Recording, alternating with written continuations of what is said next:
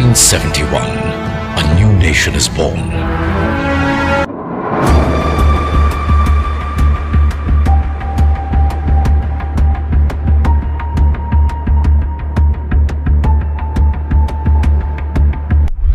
Bangladesh is second only to China in producing clothing for the world. Textile is one of the key economic sectors for us in Bangladesh. It has been one of the primary engines of growth in the nation of 164 million people.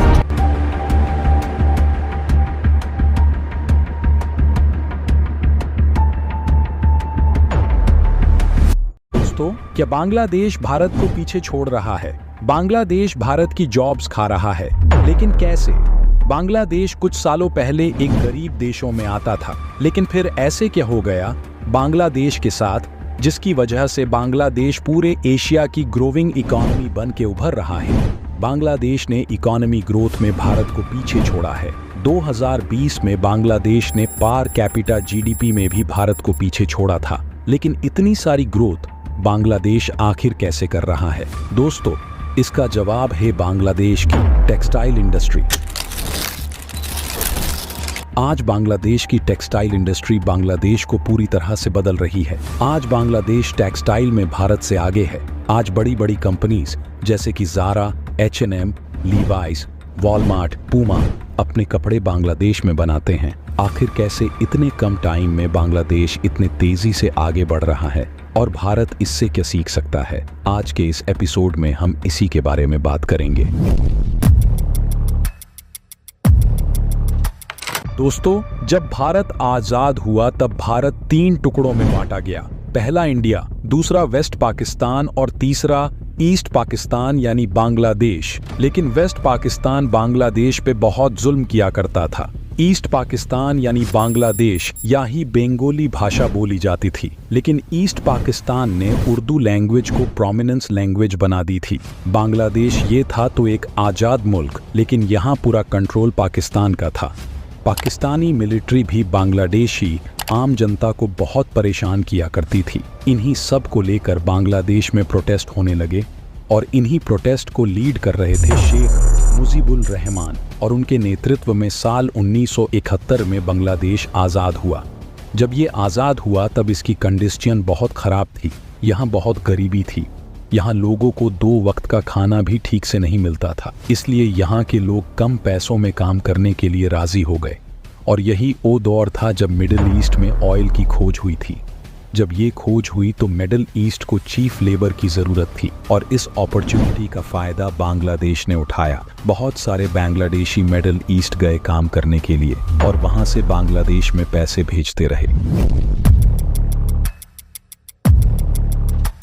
लेकिन उन्हें पता था बाहर काम करके बांग्लादेश कभी grow कर नहीं पाएगा। उन्हें ऐसी इंडस्ट्री की ज़रूरत थी जिससे वो बहुत सारे बांग्लादेशी लोगों को रोज़गार दे सके, और इसमें लोगों को बहुत एजुकेट होने की भी ज़रूरत नहीं होनी चाहिए। और इसी गैप को ढूंढा Bangladeshi ex government secretary Nurur Kader Khan ने। उन्होंने 130 लोगों को साउथ कोरिया भेजा वहां से काम सीखने के लिए। उन्होंने वहां से ट्रेनिंग तो ली और बांग्लादेश में आकर अपनी खुद की फैक्ट्री शुरू की। लेकिन 1976 में एक एग्रीमेंट हुआ जिसे मल्टी बैरियर एग्रीमेंट कहते हैं। इस एग्रीमेंट में ये कहा गया कि एक डेवलप नेशंस दूसरे डेवलप नेशंस को लिमिटेड अमाउंट के ही गुड्स एक्सपोर्ट कर सकता है, उसके ऊपर नहीं। इस एग्रीमेंट से बांग्लादेश को काफ़ी फ़ायदा हुआ, क्योंकि उस टाइम बांग्लादेश नया नया बना था, वो डेवलप नहीं था।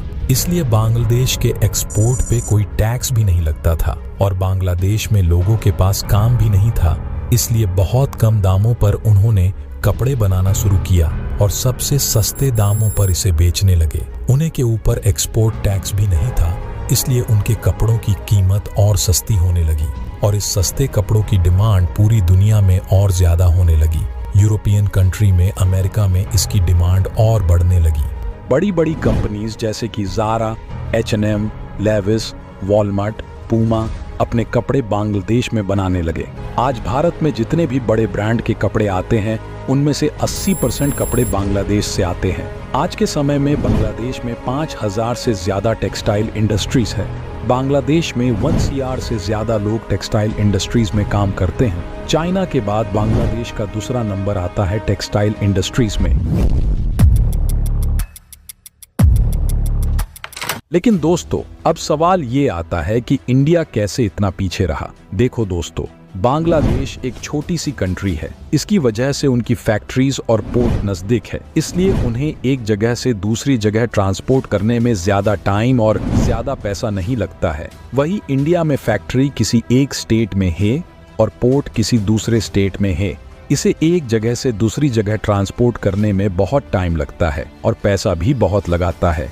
इसी गैप की वजह से बांग्लादेश सस्ते में प्रोडक्ट बनाता है एज कम्पेयर टू इंडिया। और बांग्लादेश में जितने मेल इस इंडस्ट्री में काम नहीं करते, उससे ज्यादा फीमेल इस इंडस्ट्री में काम करते हैं। आप किसी भी DOVLP कंट्रीज को देख लो, जैसे कि चाइना, अमेरिका, जर्मनी, वहां आपको वुमन भी उतने ही इम्पोर्टेंट दिखेंगे जितने की मेल। दोस्तों, किसी भी देश की ग्रोथ में मेल के साथ साथ वुमन का भी बड़ा रोल होता है। अगर हम इंडिया की बात करें तो इंडिया में वुमन की पॉपुलेशन 50% है, लेकिन इंडिया की इकोनॉमी में वुमन का कॉन्ट्रीब्यूशंस काफी कम है। वही इंडिया में ज्यादातर महिला हाउसवाइफ है। किसी भी देश की इकोनॉमी में जितने मेल्स इंपॉर्टेंट होते हैं, उतने ही फीमेल इंपॉर्टेंट होते हैं। हर डेवलप कंट्री में आपको फीमेल भी उतने ही वर्किंग मिलेंगे जितने के मेल्स। किसी भी सक्सेसफुल कंट्री के पीछे उनके महिलाओं का काफी बड़ा रोल होता है, और यही बात बांग्लादेश अच्छे तरीके से जानता है। इसलिए बांग्लादेश आज एशिया की फास्टेस्ट ग्रोइंग इकोनॉमी बनके उभर कर आ रहा है, क्योंकि उन्होंने महिलाओं के पोटेंशियल को समझा और उसका अच्छे से यूज किया। दोस्तों, ऐसा नहीं है कि इंडिया की महिला पीछे है दूसरे देश के कंपैरिजन में। इंडिया में ऐसे बहुत सारे बिजनेस है जिन्हें महिला चलती हैं। इंडिया में पूरी दुनिया के कंपैरिजन में सबसे ज्यादा वर्किंग पॉपुलेशन है, और ये पॉपुलेशन इंडिया को सुपर पावर बना सकते हैं। दोस्तों, इस पे आपकी राय क्या है, हमें कमेंट करके जरूर बताएं। और इस वीडियो से आपको थोड़ी बहुत भी इंफॉर्मेशन प्रोवाइड हुआ तो इस चैनल को सब्सक्राइब भी जरूर करें। तब तक के लिए थैंक यू।